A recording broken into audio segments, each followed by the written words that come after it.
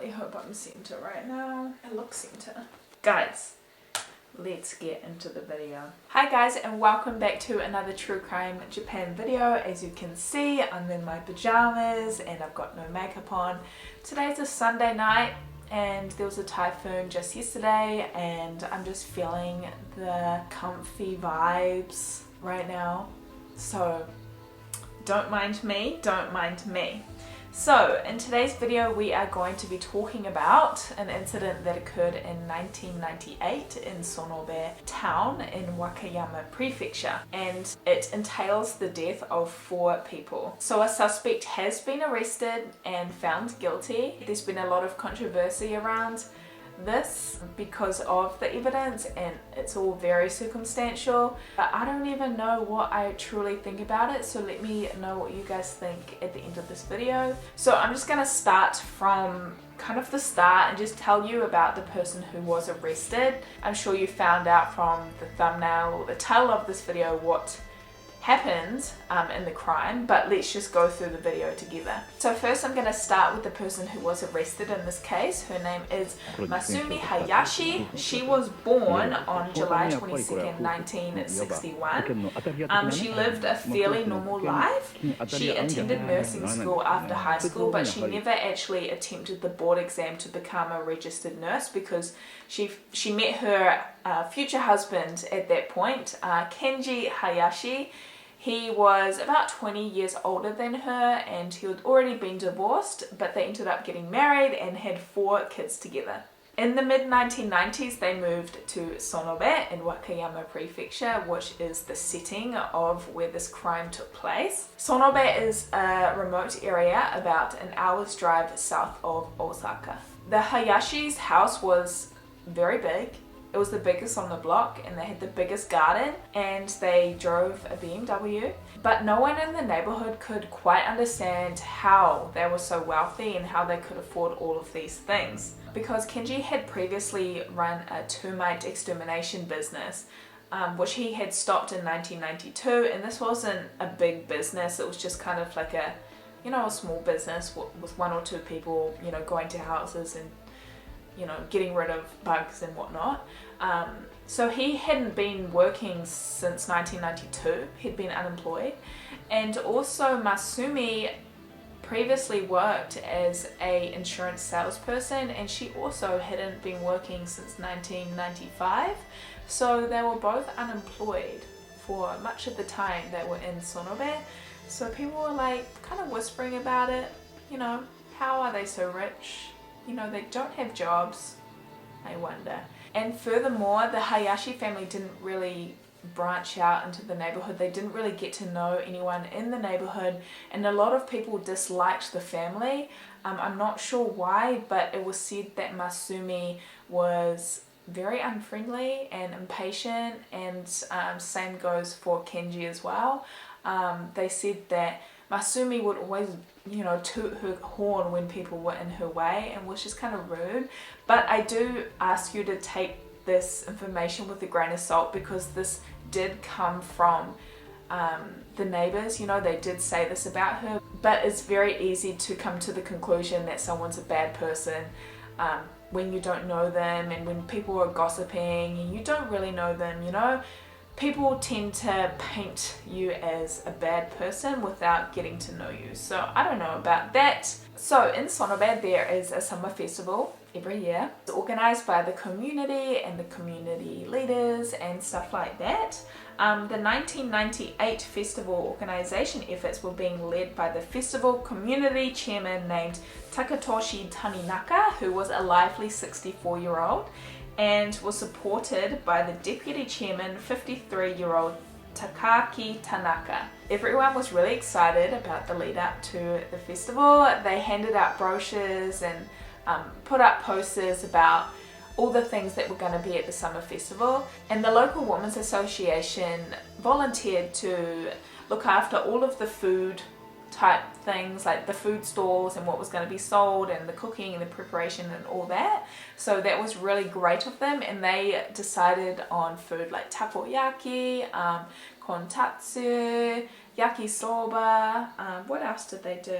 yakitori and curry and rice, among many more. So it was set to be another really successful Sonobe summer festival. So everyone was really excited. So July 25th finally came. This was the day of the summer festival. And to begin with, everyone was really happy and enjoying themselves.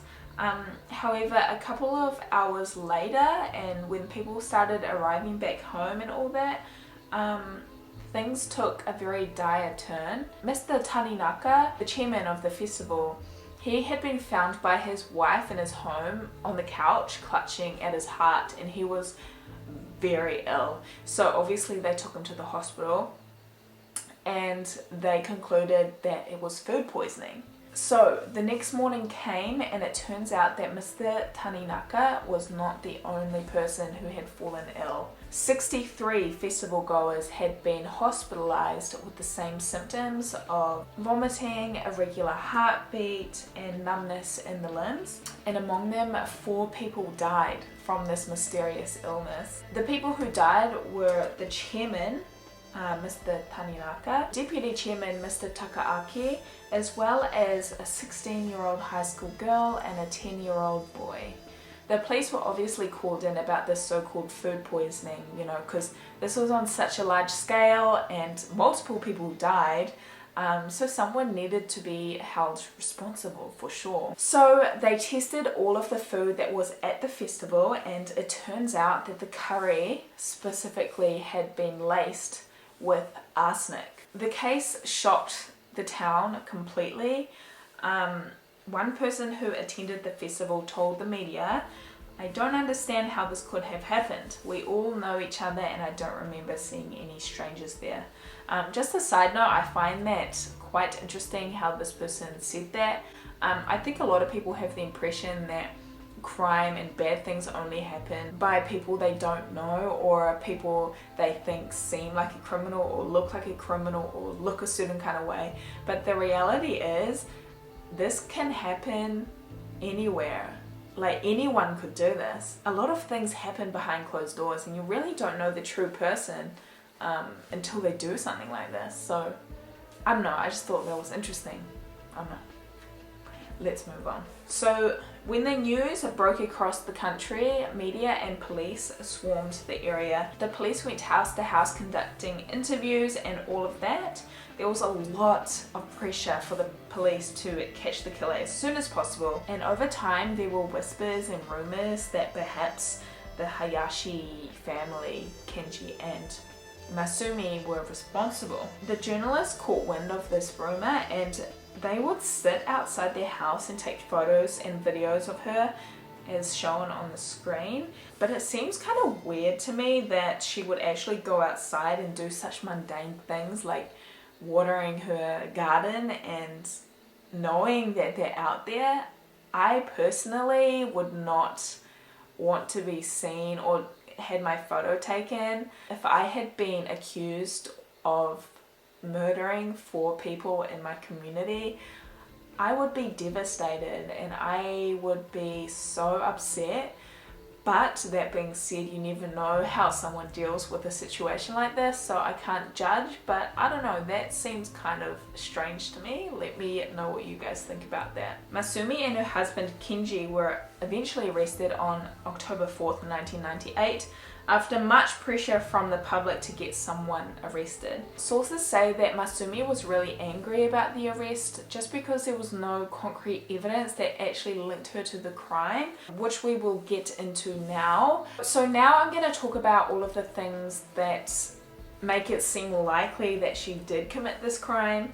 As you will see, everything is very circumstantial, but it's also like, it's not in concrete, but there's a whole lot of different elements to this that does point to her, but again, it's nothing in concrete, so let's get into it. So firstly, Kenji and Masumi had been wrapped up in a whole lot of different insurance scams. Remember how I said that no one could figure out how they were so wealthy? Well, it turns out that Masumi had used her knowledge of the insurance system to exploit it. Both Masumi and Kenji would make fake injury claims to receive benefits from the insurance company. For For example, they claimed that Kenji couldn't walk properly from an injury, and Masumi had gotten bad burns when she supposedly fell into a bonfire while riding her bike. Turns out she was just cooking and she just burnt herself on purpose or by accident. Who knows? These insurance scams have been confirmed, and both Kenji and Masumi both pleaded guilty to these, and Kenji actually went to jail for I think about 6 or 8 years for these scams. But that being said, just because someone commits fraud doesn't mean they are murderers. So, secondly, the arsenic that was found in the curry was found in Masumi's house. It was identical arsenic. Now, you might be thinking, duh, like, obvious, she did it, she had arsenic in her house, why else would she have arsenic in her house? But they had arsenic in their house because of Kenji's previous extermination termite business. That's why they had access to arsenic. Again, you might be saying, she had easy access to arsenic. She could have just gotten it and put it in the curry. But also, if you look on the other hand, well, yeah, she's arsenic in her house because of the termite business. You know what I mean? There's two ways to look at it. And also back then, arsenic was really easy to come by. So anyone in the neighborhood could have gotten it. And you know, this is where I have a problem with the police investigation and the pressure from the media to, you know, get a suspect.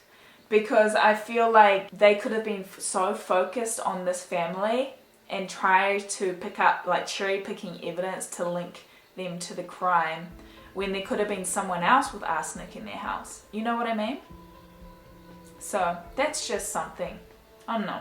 Let's move on.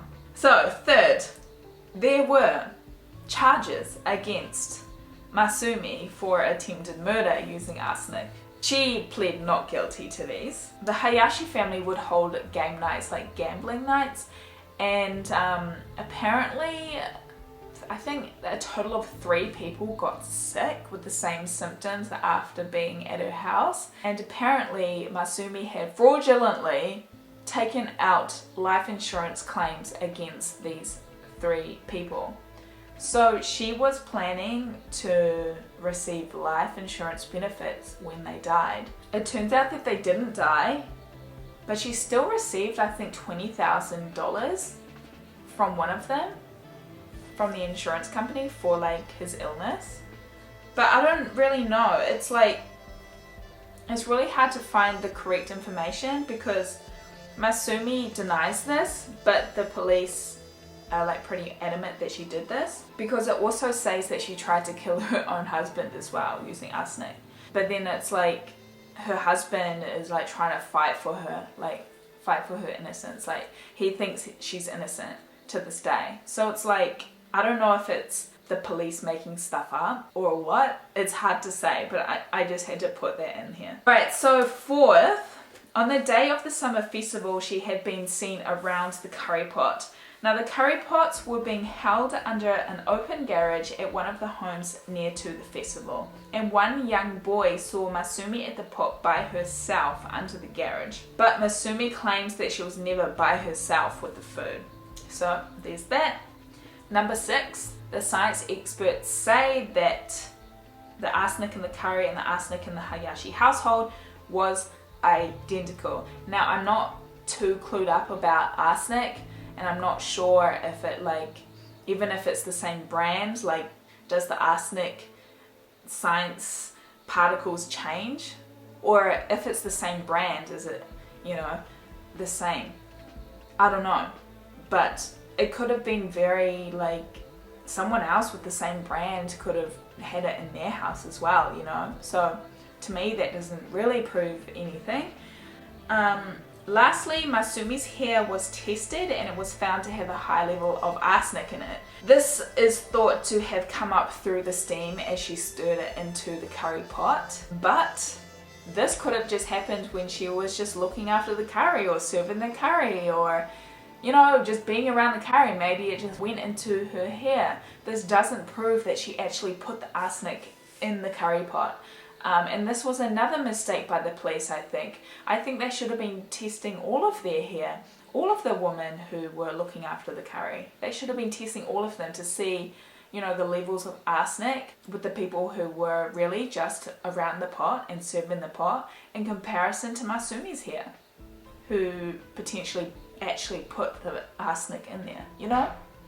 Just bad police work in my opinion. So as you can see, all of these factors, you can kind of get a glimpse into what kind of person Masumi was, but I honestly can't trust anything I read on the internet. Like, this was a case ruined by the media, and it was ruined by the, I'm sorry police, but terrible police work. They weren't thorough enough, and there was so much pressure coming from the media and the public to get a suspect, and I think this happens all the time. And the police focus on the one suspect, and it's just, they should stand up against the media and the public and tell them to quieten down, because we've got a job to do. Be quiet and let us do our job properly, you know? Because this proper police work could have like actually made a proper case against her, like the hair thing, right? Or searching all of the homes to see if they have any arsenic. Just things like that could have really helped this investigation. But regardless of this, Masumi was actually found guilty just based on circumstantial evidence. The judge was adamant that she was the one who did this crime, and furthermore, she was sentenced to death by hanging. In Japan, they've got the death sentence by hanging, which is crazy. It's an insane case.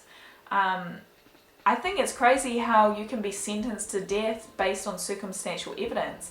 Now, let me know what you guys think about this case. I'm pretty stumped on it. I'm just annoyed at the police for not doing their job properly, because I low-key do think she did it, but it's like, you can't really sentence someone to death when you don't have concrete evidence, you know what I mean? But then on the other hand, it's like you can't really let her walk free because, you know, she could have done it. But it's like, that's where good police work comes in, you know? I'm ranting right now, but it's annoying, you know? It's annoying. You only have one chance to do an investigation. Make sure you do it right, because you're going to screw up the whole thing. But yeah, she's still on death row right now. She's been fighting her case, but the sentence has been upheld, and you know, there's no kind of swaying anyone to get off death row, and I don't think she could ever get off death row. I don't even think she will be hanged. I think she's just gonna die in prison because of the, I don't think they want any backlash around it, so I think they're just leaving her on death row probably until she dies. Who knows? But yeah, again, let me know what you guys think about this. It's frustrating. It was really hard to research. So if you guys have any more information, leave a comment down below. And yeah, don't forget to subscribe if you did like this video. And I will see you guys in my next one. Bye!